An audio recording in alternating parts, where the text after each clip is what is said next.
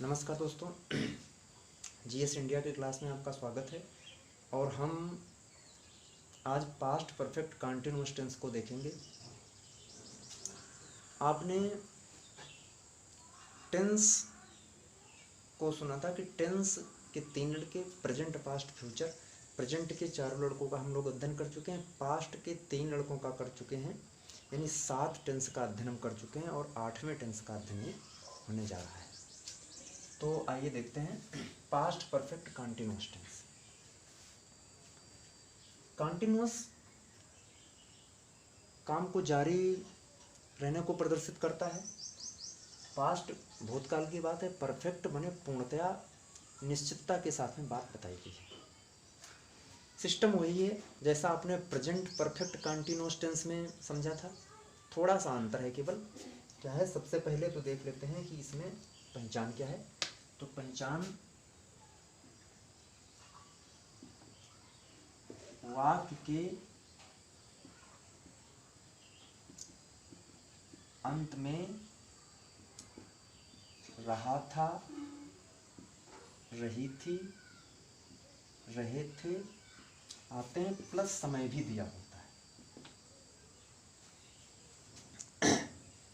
अगर समय नहीं देगा तो सीधे पास्ट कंटीन्यूअस टेंस बन जाएगा।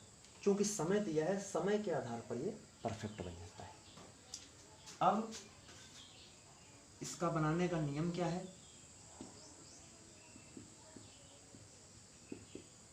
बनाने का नियम वही है, सबसे पहले सब्जेक्ट लिखना है। आप देख रहे होंगे कि पीछे पड़ा होगा, पास्ट परफेक्ट टेंस में सबके साथ हेड लगता था।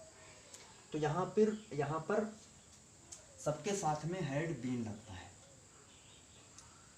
हेड बीन प्लस वर्ब की फर्स्ट में आईएनजी जोड़ना है।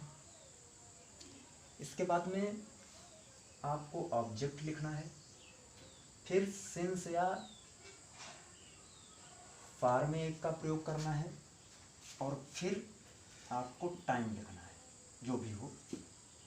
ये आपका सूत्र कह लीजिए या बनाने का नियम है। आप देख रहे होंगे कि कुछ नहीं अंतर है, सिर्फ यही अंतर पड़ा है। अगर प्रेजेंट परफेक्ट तो वहां क्या था, एक वचन के साथ हैज, बहुवचन के साथ हैव, बीन तो था ही।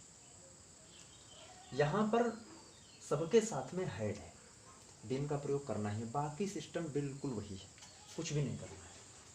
जैसे हम कहते हैं कि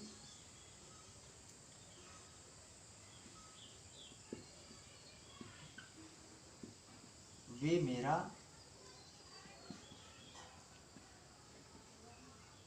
5 घंटे से इंतजार कर रहे थे। अगर ये हो जाए कि वे मेरा इंतजार कर रहे थे तो पास्ट कंटिन्यूअस हो जाएगा। इसमें 5 घंटे है, इसी ने बता दिया कि ये परफेक्ट है, पास्ट परफेक्ट कंटिन्यूअस टेंस। तो इस आधार से इस वाक्य में आप इसी सूत्र के आधार पर चलेंगे। सबसे पहले क्या देखना है, सब्जेक्ट। सब्जेक्ट कौन है, कौन करने वाला है, वे। आपको इसमें ध्यान भी नहीं रखना है कि हेड की जगह पर क्या लगेगा या कुछ भी आ सकता है, सब कुछ नहीं, सीधे दे हैड बीन, इस जगह तक हम पहुंच गए। अब वर्ब की फर्स्ट फॉर्म में आईएनजी ये लगाना है आपको।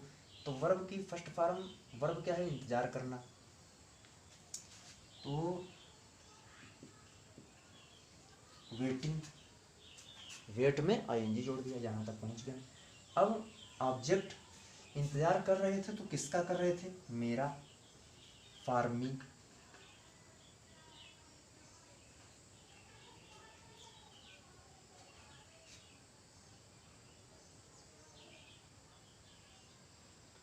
फॉर मी, मेरा इंतजार कर रहे थे। अब हाँ, एक चीज और ध्यान देना, ये जो समय है, सिंस या जो फार का प्रयोग करते हैं, ये फार यहाँ पर नहीं लगा है, ये मेरा इसके संबंध में लगा हुआ है। अब आ जाइए से। सबसे पहले देखना है कि 5 घंटा, ये 5 घंटा जो शब्द है, ये 5 घंटा निश्चित समय है या अनिश्चित? तो ये अनिश्चित समय है।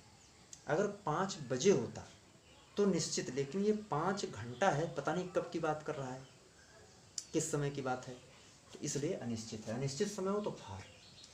दे had been waiting for me for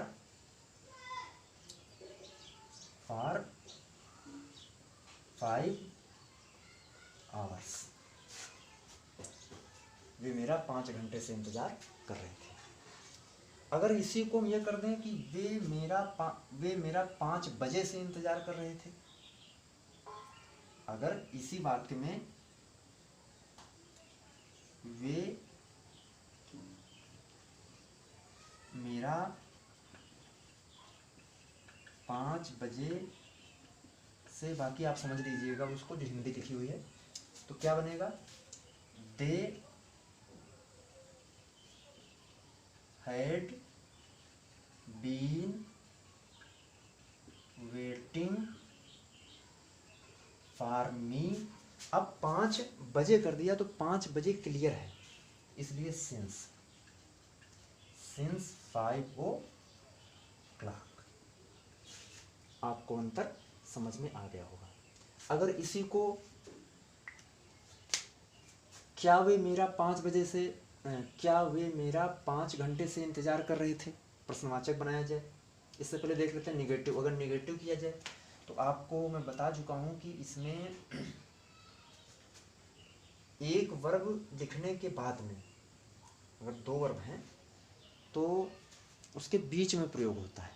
सबसे पहले नहीं प्रयोग होगा नॉट, लेकिन जैसे ही एक हेल्पिंग वर्ब आप प्रयोग कर देंगे उसके तुरंत बाद, they had not been, they had not, यहाँ पर लग जाएगा नॉट इस जगह पर, they had not been waiting for me for 5 hours. और अगर इसी को प्रश्नवाचक बनाया जाए, क्या वे मेरा 5 घंटे से इंतजार कर रहे थे, तो कुछ नहीं होगा, आपको ये करना है, ये हैड उठ के शुरुआत में आएगा। हैड में एच, आप जानते हैं जब वाक्य की शुरुआत करते हैं तो हम वो अक्षर बड़ा बनाते हैं, तो हैड का एच बड़ा बनेगा। उसके बाद में ऐसा ही लिखा जाएगा, दे का टी छोटा हो जाएगा और यहाँ पर प्रश्नवाचक चिन्ह लग जाएगा। अगर इसी को वे मेरा 5 घंटे से क्यों इंतजार कर रहे थे, तो वाई हैड कैसे बनेगा, why had they been waiting for me for 5 hours question mark. ये आपके समझ में आ गया होगा। तो ठीक है, आप लोग अभ्यास करिएगा। मिलते हैं अगले क्लास में। धन्यवाद।